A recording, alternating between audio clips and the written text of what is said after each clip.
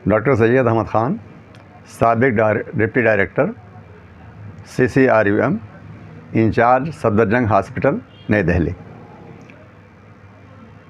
इसके अलावा आलमी यौम यूनानी मेडिसिन और आलमी यौम उर्दू का बानी। आलमी यौम उर्दू की शुरुआत हमने 1997 से की थी। अल्लाह का शुक्र है कि बिला नागा 9 नवंबर अल्लामा इकबाल की पैदाइश की मुनासिबत से पूरी दुनिया भर में जहां उर्दू के चाहने वाले मौजूद हैं, उर्दू डे मनाया जा रहा है। इसका बुनियादी मकसद यही है, उर्दू के गिरते हुए ग्राफ को हम कैसे ऊंचाई पर लाएं और लोगों को इस बात का एहसास कराएं कि ये भारत की भाषा है, भारतीय ज़बान है। इसमें गैर मुस्लिम हजरात का बहुत बड़ा कोऑपरेशन रहा है, बहुत बड़ा ताउन रहा है उनका। उसके अलावा यह है कि ये हिंदुस्तान की वो ज़बान है जिसमें हिंदुस्तानियत पूरी तरह रची बसी है। तो इस ज़बान का जो सबसे ज़्यादा इस्तेमाल इसीलिए अपनी शख्सियत को संवारने के लिए इस्तेमाल किया जाता है। और हर कोई समझता है कि मैं अगर अंग्रेज़ी के बाद कोई अच्छी ज़बान बोल सकता हूँ तो वो उर्दू ज़बान ही है। तो ये भारत की बहुत बड़ी देन है पूरी दुनिया को। और हमारा जो फ़िल्म इंडस्ट्री है, वहाँ के लोगों का भाई यही मामूल है कि वो लोग अपनी ज़बान को ठीक रखने के लिए, अपनी शख्सियत को अपग्रेड करने के लिए उर्दू का इस्तेमाल करते हैं। और सबसे खुशी की बात यह है कि आज भी उर्दू के हवाले से जो प्रोग्राम हो रहे हैं कई जगह, उसमें बड़े बड़े टिकट का इस्तेमाल किया जाता है।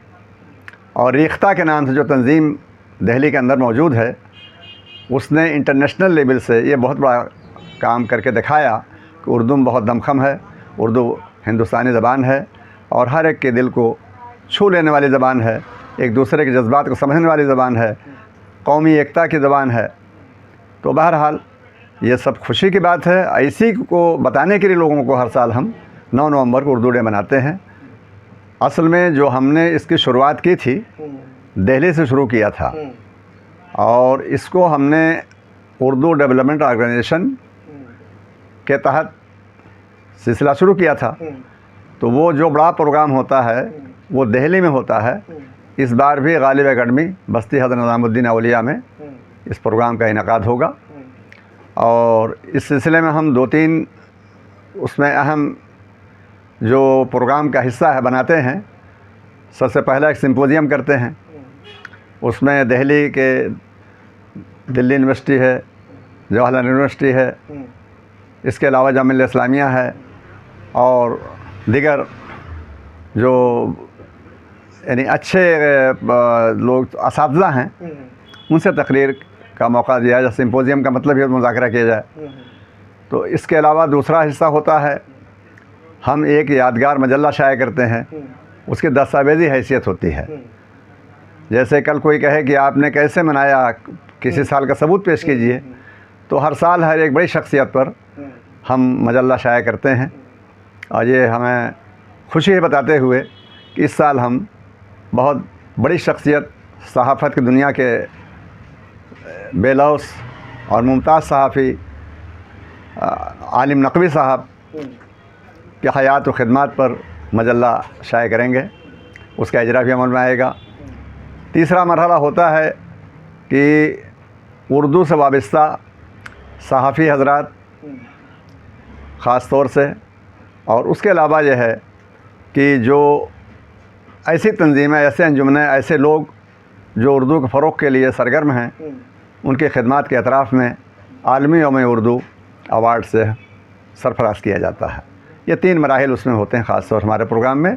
इसके अलावा खुशी की बात यह है कि हिंदुस्तान से बाहर और हिंदुस्तान के अंदर दायरा देखना है कि वो कितना बड़ा प्रोग्राम करेगा। वो सिर्फ मुशायरा करेगा या फिर सिंपोजियम करेंगे या बच्चों का मुकाबला जाती इम्तहान कराते हैं लोग, उनमें जो बच्चे कामयाब होते हैं उनको अवार्ड से सरफराज किया जाता है। All India Urdu development organisation Muzaffarnagar के जो हमारे तंजीमी दोस्त हैं, उसमें ख़ास तौर से कलीम त्यागी हैं। और तहसीन अली असारवी, ये लोग जो है जो बड़ा काम करते हैं पूरे ज़िले से अच्छे बच्चों को जो उर्दू से है उसके एतबार से वो बच्चों के इम्तहान लेते हैं और इस मौके पर 9 नवंबर को उनको अवार्ड से सरफराज भी करते हैं। सर जैसे यहाँ अभी ये बात हुई, आपने सहाफ़ियों की बात करी, तो सहाफ़ी में सर जैसे कि उर्दू वाले, इसमें कुछ राइटर भी हैं, कुछ रिपोर्टर भी हैं, कुछ एडिटर भी हैं, क्या उनको चीफ जो बेस्ट अवार्ड दिया जाएगा उनको? हाँ, ऐसा है कि उनमें वो सहाफ़ी हजरात शामिल हैं जो एडिटर भी हैं और रिपोर्टर भी हैं, और उसके अलावा यह है कि यानी राइटर भी हैं। तो इसमें अजीज़ बरनी साहब जैसे शख्सियात को भी हमने नवाजा है अल्हम्दुलिल्लाह।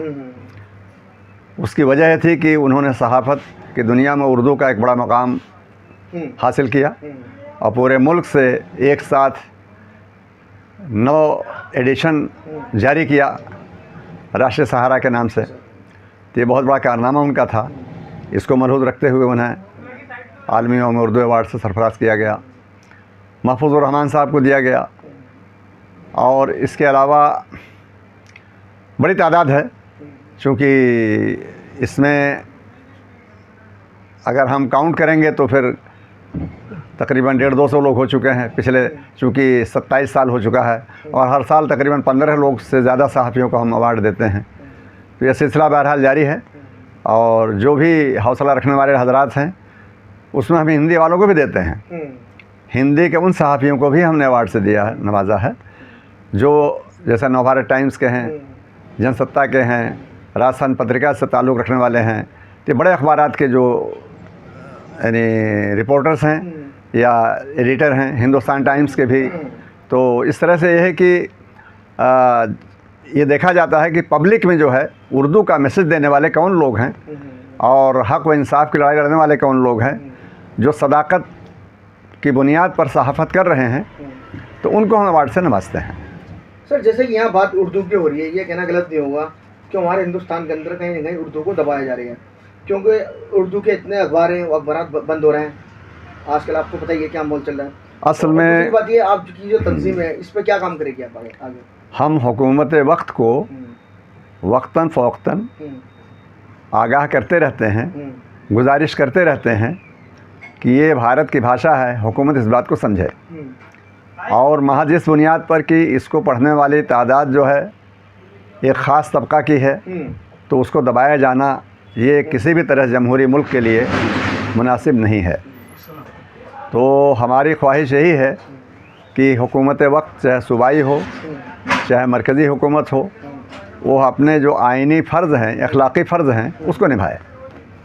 और इसीलिए जो है हम बारहा अपनी मीटिंग्स में भी और मीटिंग्स के अलावा भी कौमी काउंसिल का मामला काफ़ी अटका हुआ था, कोई भी तंजीम आगे नहीं आई। हमने उस पर बाकायदे कुल जमाती मीटिंग तलब किया और हुकूमत वक्त को ख़त लिखा, PM को भी लिखा और वज़ीर तालीम जनाब धर्मेंद्र प्रधान साहब को भी लिखा। उसका असर ये हुआ कि कौमी काउंसिल तश्कील पा गई, वरना 2 साल से पूरी तरह से। तो ये खुशी की बात है, हम तो हर प्रोग्राम के लिए लगे रहते हैं। अब उर्दू एकेडमी दिल्ली का मामला है, अब चूँकि नई CM आई हुई थी, उनको हमने मुबारकबाद भी पेश किया और गुजारिश किया कि ये दिल्ली की आन बान शान है उर्दू एकेडमी दिल्ली, और जो पूरे मुल्क में एकेडमीज़ हैं उर्दू की, उनमें सबसे बड़ा मुकाम इसको हासिल है। तो अब ये जो सूरत हाल अब है इंतहाई तशवीशनाक है, और खुदा न करे कि राजस्थान में जिस तरह तालाबंदी हो गई थी उर्दू एकेडमी की, वो कहीं यहाँ दोहराई ना जाए। हालांकि हमने राजस्थान उर्दू एकेडमी के बंद होने, तालाबंदी पर फ़ौरन खबर लगाई और बड़े अखबारात, जो सबसे खुशी की बात है कि वहाँ का सबसे बड़ा अखबार दैनिक भास्कर और पत्रिका ने भी इसको कवर किया और हुकूमत ने उसको बहरहाल तालाबंदी को ख़त्म किया। लेकिन जो ज़रूरत है कि वहाँ जो स्टाफ है, तो ज़रूरत भर स्टाफ तो रहना चाहिए लाजमी तौर पर। तो वो दिल्ली में भी काफ़ी ख़राब सूरत हाल है। तो हम बहरहाल दिल्ली की हुकूमत से गुजारिश करते हैं, ख़त भी लिखा हमने और फिर मिलने भी जाएंगे जल्दी ही। इस बात की कोशिश करेंगे कि उर्दू एकेडमी तश्कील हो और मैं ये बात वाज़ह कर देना चाह रहा हूँ, उर्दू डेवलपमेंट ऑर्गेनाइजेशन का कोई भी ओहदेदार इस लालच में नहीं है कि उर्दू एकेडमी तश्कील पाएगी तो उसको कोई ओहदा मिल जाएगा, यह कि कौमी काउंसिल तश्कील पा जाएगी तो हमें कोई ओहदा मिल जाएगा।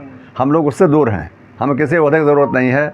और अल्लाह का शुक्र है कि हम लोग कभी अपने जेब में बायोडाटा लेकर नहीं घूमते कि हम मंत्री से मिलने जा रहे हैं, चुपके से अपना एक लिफाफा पेश कर दिया, हमारा बायोडाटा हमको फला जगह रख लीजिए। ये सब उर्दू डेवलपमेंट ऑर्गेनाइजेशन को ये इम्तियाज़ हासिल है कि वो बेलौस काम कर रहा है, और ना हम सरकार से कोई ग्रांट हासिल करते हैं, ये भी खुशी की बात है। हम अपने बलबूते पर जो बन सकता है वो करते रहते हैं।